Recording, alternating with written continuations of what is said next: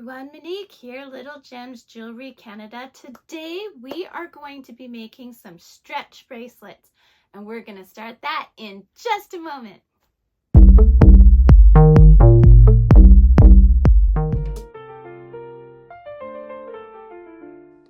Hi everyone, Monique here, Little Gems Jewelry Canada. Today we are going to be making some stretch bracelets.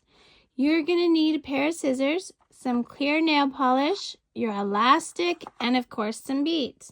Today we are going to be using these beads and some white beads. Okay, so we're going to start by laying out a pattern. So we are going to use this,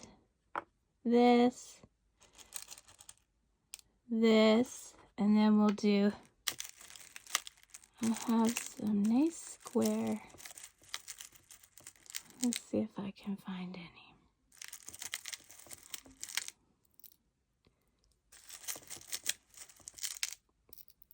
There they are. And we'll do one of these. Okay, we'll do one of those. And then we'll do it again. So one of those, and then we'll go one of these,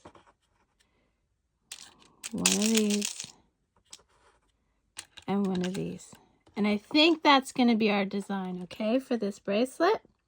So I'm not going to sit here and make you watch me put out my beads, okay? So you go ahead and lay out your beads and meet me back.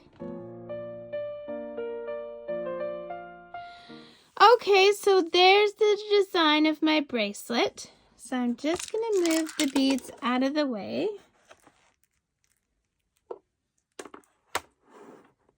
And now we're going to get to the elastic part. Now this is an important part of the whole process, is you have to pre-stretch your elastic. Now you'll see I'm working right off the spool, and that's because I'm going to bead right on the spool too. That prevents your beads from running away if you happen to drop your thread or your elastic. So you got to pre-stretch it. Now the reason you pre-stretch it is so that when you're wearing it later on, it all of a sudden just doesn't start sagging on your wrist, okay? This is an important step. So now I'm going to show you what a section of my bracelet is going to look like. Don't worry, I'm not going to make you watch me thread the whole thing. I'm just going to thread a section so you can see what it looks like. Okay.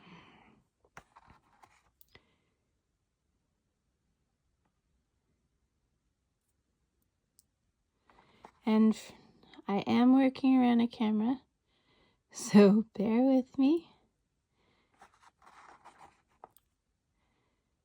So this is what a section of my bracelet will look like.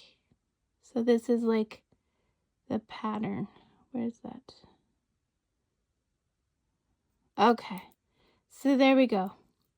That's what the pattern of my bracelet will be, and then it'll be repeat.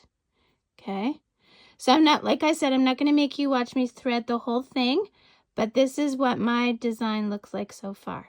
So you thread yours, I'll thread mine, we'll meet back to tie our knots. Okay, so I've got them all strung. So now what we're going to do is we're going to do our knots. So you're just going to do a hand over knot. And then we're going to go and we're going to do another one. But instead of just going around once, we're going to go around twice. Okay, so do you see? Can you see it there? I've got it gone around twice. We're going to pull tight from this end, and then we're going to pull tight from that end. Okay, then we are going to cut our elastic. So we only want to leave about 1/4 of an inch tails. Okay, then our nail polish comes in. You're going to go back to that knot, Come on, knot. Where'd you go? There it is. Okay, we're going to go back to that knot. We're going to take just a dab of nail polish and put it on that knot. Then we're going to take that knot and you're going to feel a little pop. Oops. Go this one. You'll feel a little pop, and you see it went right into that bead. There we go.